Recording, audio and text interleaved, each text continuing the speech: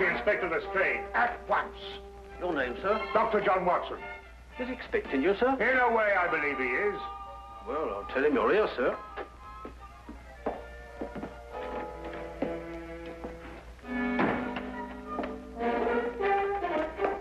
You can go in, sir.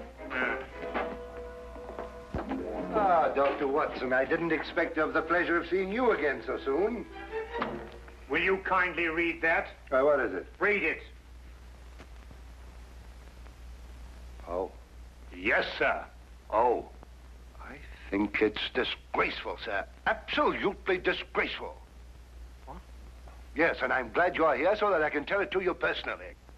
Why, you and I both know that it was Sherlock Holmes who solved the Cunningham case.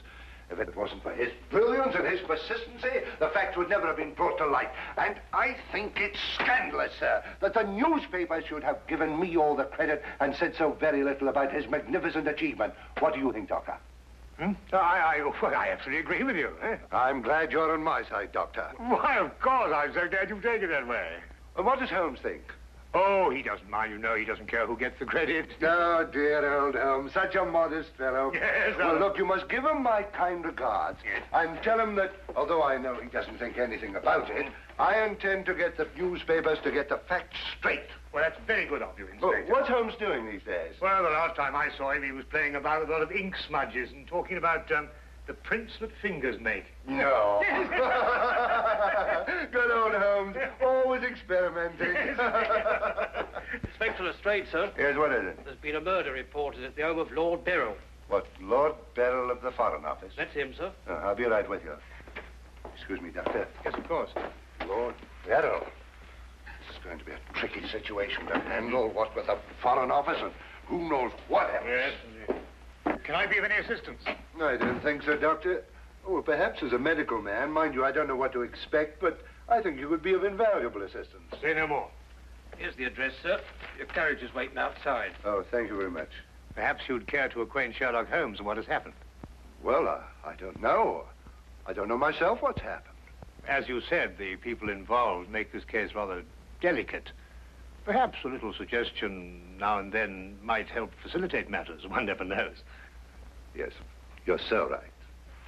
Take a message to Mr. Sherlock Holmes of 221 Baker Street. 221B. Yes, of course, 221B Baker Street. Tell him what has happened and drive him to Lord Beryl's residence. Yes, sir. And tell him Dr. John Watson is already there. The flat's the first floor up. Yes, sir. Very good, sir.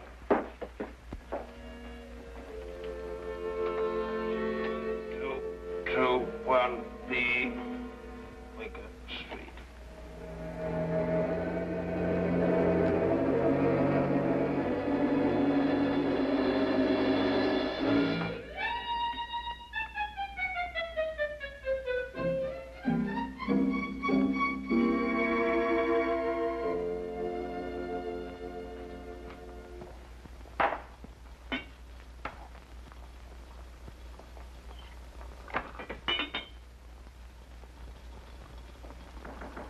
Come in.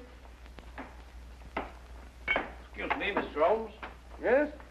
A message for you, sir. There's been a murder committed at the home of Lord Beryl. Inspector Lestrade and Dr. Watson have already gone there.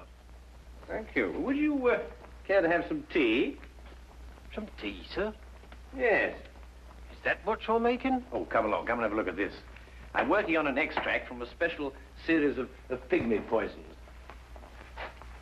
Oh, very interesting, sir. Tea? Well, yes, I don't mind if I do. You take milk? Yes, sir, please, sir, if I may. Splendid. Sugar? Thank you, sir. Where did I put that sugar?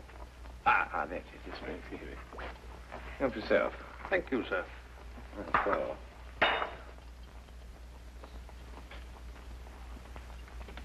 What's this you're doing here, sir? Well, I believe that certain poisons, if taken in the correct doses, can actually have beneficial rather than fatal effects. Now, that's very interesting, sir. Yes, it is, isn't it? What's all this over here, sir? Oh, that? Oh, those are some tropical leaves.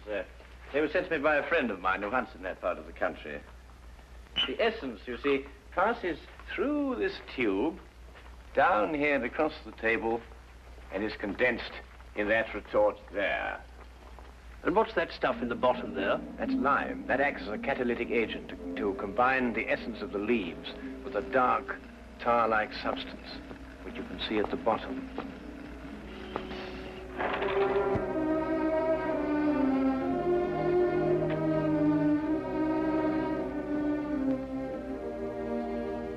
Inspector Lestrade, I demand to see my wife. You've kept me waiting half an hour, and now I should like an explanation. Of course, you're entitled to one, sir. You know that Karl Oberstein was murdered in your study. I was informed of that, and it is a tragedy, of course. But I still don't see that that is... Lord Beryl, your wife has confessed to shooting him. What? That's why I couldn't allow you to see her. We were taking her statement. What does she say? Apart from the actual confession of murder, she refuses to say anything.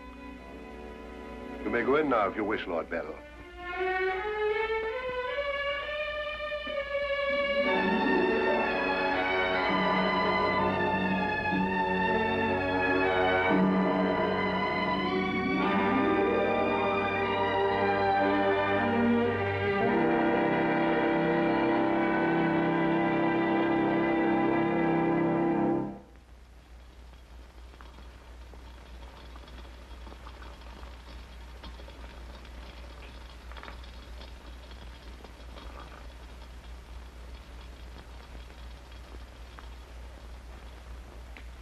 What's that you're putting in now, sir? Well, it's a form of acid dye.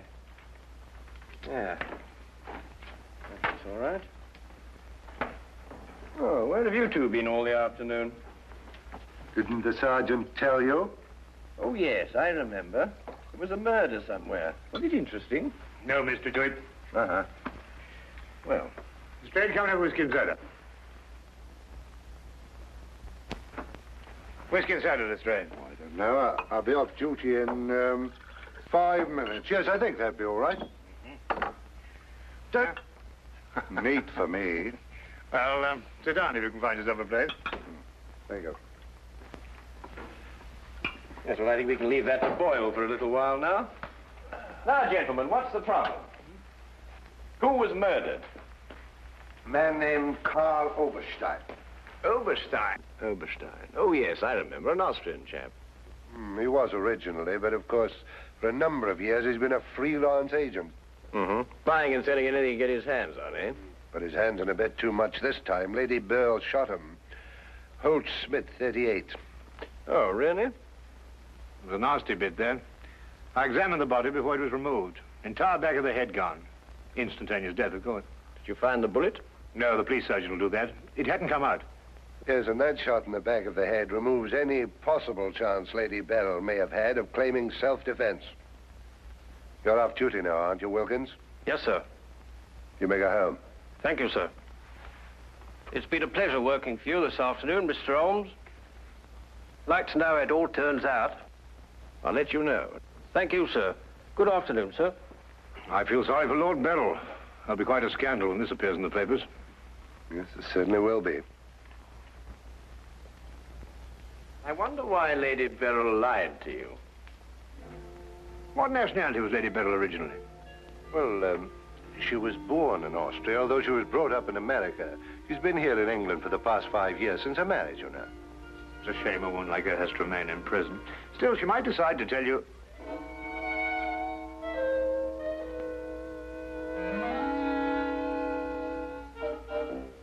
What did you say? I beg your pardon? What did you say just now? I didn't say anything. Oh, yes, you did. You said, I wonder why Lady Beryl lied to you. Oh, that. Yes, what did you mean? Nothing, except, of course, that Lady Beryl didn't shoot this chap Oberstein at all.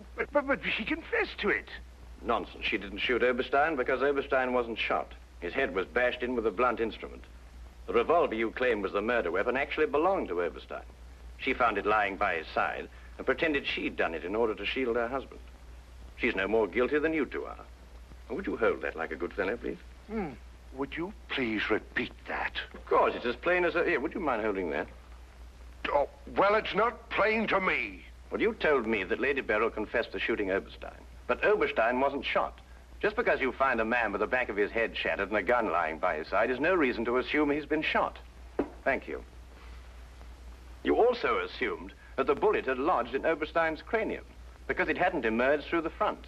Now, any student of elementary ballistics knows that the greatest damage to the skull is on the opposite side to which the bullet entered.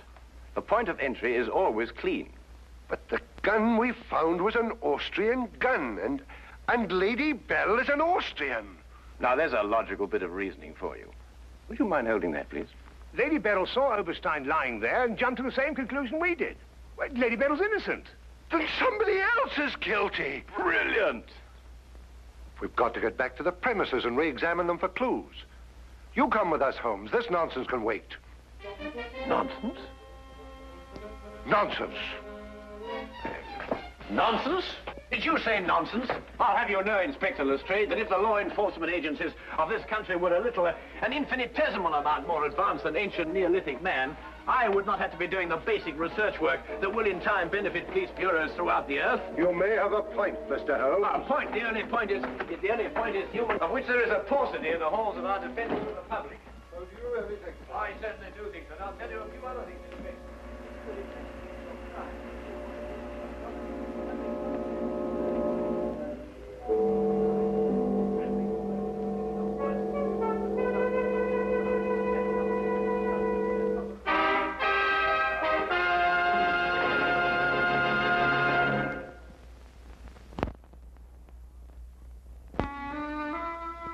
And now we return to the case of Lady Beryl. Yes, is to be dependent 90% on a good memory. Details, Lestrade, those are the things. She's in here. Normally, I'd detain her for confessing to a crime she didn't commit, but... Well, what with the Foreign Office and all that, I don't believe I will. No, Lestrade, you don't want to hold her. Much easier to solve the crime if she's out. Exactly. Inspector Lestrade.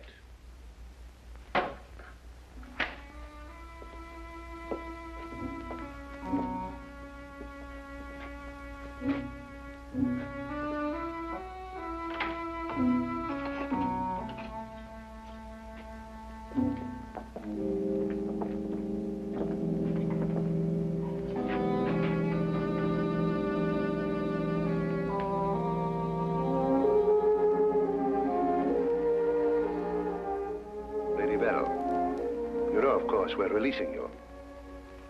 So I understand. Do you know why? No. We've been able to prove that you didn't commit this murder you confessed to. I see. We would, however, like an explanation as to why you confessed to this crime.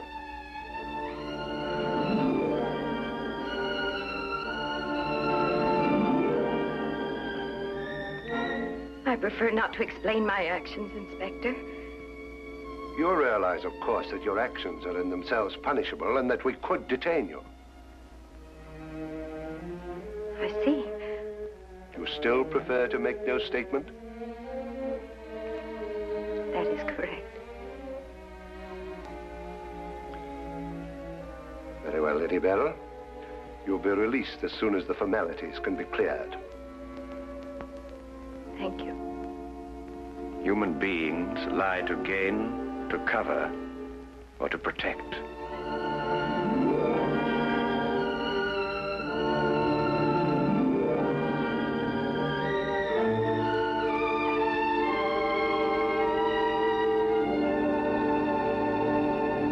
I don't know how to thank you, Mr. Holmes. Please consider me forever in your debt. Not at all. You're in the Foreign Office, aren't you, Lord Beryl? I am. Had you ever met Herr Oberstein before? I had. Exactly when? Last week. For the first time? And the last time. I see. I believe it was his habit to offer large sums of money to men in key positions for the information they may have had in their possession. I believe that was his habit, Mr. Holmes.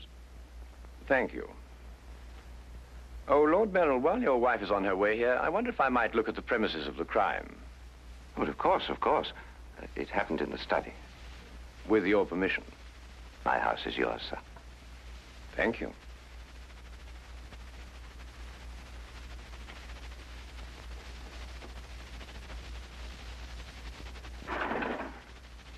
Well, now, let me see.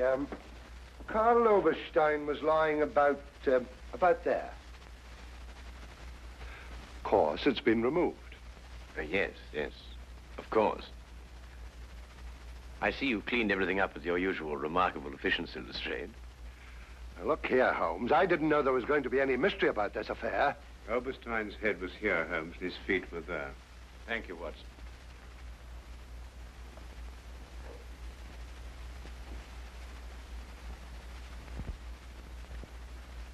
Where was the gun lying? To the left of the body. Nearer the head or the feet? Nearer the head.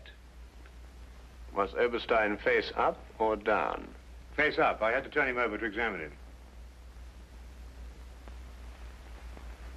Has there been any effort made to gain forceful entry into the house? Well, none was reported. What?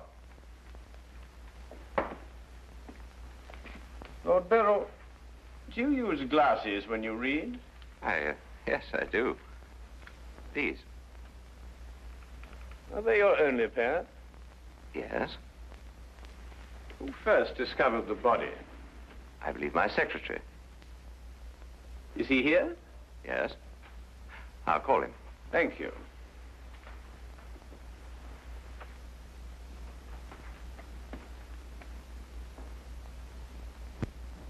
Lestrade, where was Lord Beryl at the time you estimated the crime was committed? He'd been at a meeting with high government officials all day. Oh, good. Why did you ask about the glasses, Holmes? It's because Lord Beryl wears glasses when he reads that Lady Beryl confessed to a crime she didn't commit. What? This is my secretary, Mr. Ross. You've met Inspector Lestrade and Dr. Watson. This gentleman is Mr. Sherlock Holmes. How do you do? I understand it's through your efforts that Lady Beryl was returning home. Partially through my efforts. I wonder if I could impose upon you, Mr. Ross. Of course, sir. Would you mind taking these sheets of paper and roughly outline the position in which you discovered the body? Outline it in scraps of paper. If you would be so kind. Why, of course. What's the purpose of that? How many men have you on the premises, Lestrade? 2 outside. Why? Good. I wonder if you'd mind taking them into the garden behind this window and making a thorough search of the premises for a radius of 30 feet. Looking for what? Anything that doesn't belong in a garden. Are you serious, Holmes? Shh. Completely.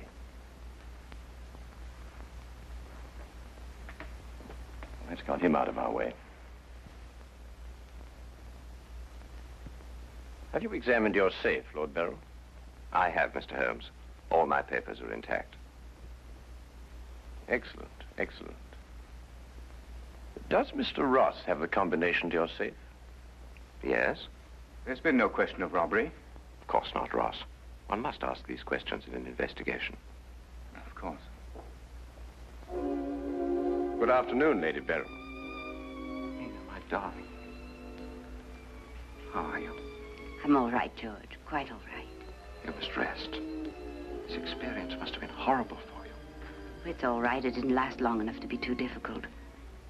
I don't know how, but Holmes has solved the entire thing. Has he really? Not entirely, Lady Beryl. Not yet. Do you expect to? I can only hope to. Mr. Holmes, if there's anything I can do to help. If it would not be too much of an imposition, Lady Beryl, I would like you to retake the position in which Mr. Ross discovered you when he entered the room. Mr. Holmes, my wife has had a harrowing experience. Please consider her nerves at this point. You're forgetting, Lord Beryl, that your wife confessed to a crime she didn't commit. The circumstances are somewhat exceptional. But if Lady Beryl would rather not... It's quite all right, George. Now, let me see.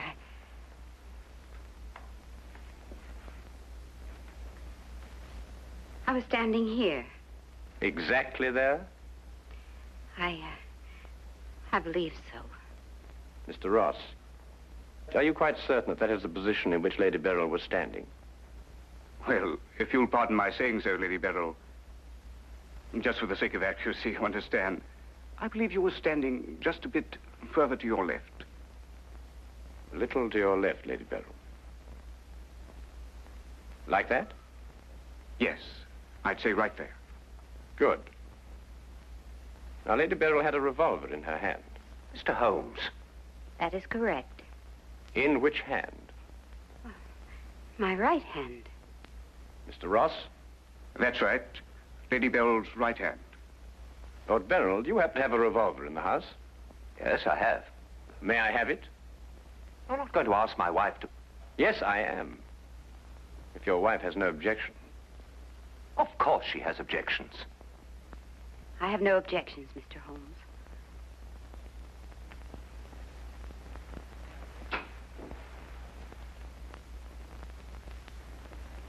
Ah, excellent. A .38 caliber. Do you notice, Watson, that it's patterned very closely after the Schmidt-Holtz, the revolver in question? Lady Beryl, is that the way you held it? I believe so. Mr. Ross? Yes, it was like that. Mr. Ross, I'd like you to think very hard. A great deal depends on what you're going to say now. As far as you can remember, that was the position of Herr Oberstein's body? Yes. And where in relation to Herr Oberstein's body and Lady Beryl were the broken eyeglasses? Over there. There? Yes.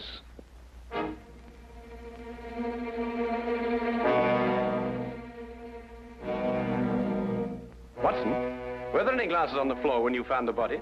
Absolutely not. You're positive? Positive. That's right. I didn't know what I was saying. There were no glasses on the floor at all. There weren't any glasses on the floor when you found Lady Beryl bending over the body. But there were when you sent Herr Oberstein crashing to the ground.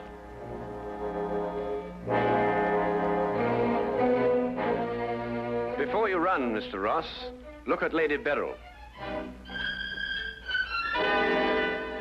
I don't understand this, Mr. Holmes. Oh, very simple, really. Herr Oberstein approached you with an offer to buy Foreign Office secrets. You threw him out. Then Ross contacted him, prepared to sell him the secrets. Well, there's nothing missing from the safe. Of course not. If you sold anything, you'd have been found out. Herr Oberstein came here expecting to buy. You opened the safe, showed him the papers he wanted. He put his glasses on to examine them. And then when he paid you, you smashed his skull in. He fell, breaking his glasses. His revolver dropped from his pocket. Then you replaced the papers, pocketed the money, and left. It's a lie. Why, you filthy... The unfortunate point occurred when Lady Beryl discovered the body. You read the evidence incorrectly. I thought the gun was my husband's. Similar, but not the same. And the glasses. A very common variety of frame. You gathered up the pieces, except a few fragments, and threw the frames away. Yes. Then you lied to protect your husband. Yes. Nina. Brilliant, Holmes. Absolutely brilliant. Thank you, Watson.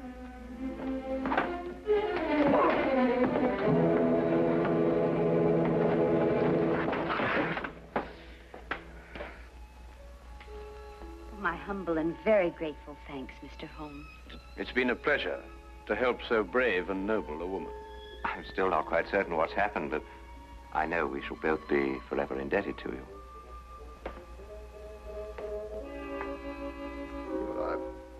Searched the whole garden, Holmes. Couldn't find anything but this old pair of glasses. They've broken at that. Really? Mr. Holmes has solved the entire case, Inspector. He has? How? By the little things, Lestrade. The little things that one must remember. The little things that make the difference between success and disaster. One must never forget that the difference between... Good heavens. What? What is it, Holmes? I left the gas on under the experiment. All Baker Street will be blown up. Holmes, I turned it off. No. Stay. Hold that.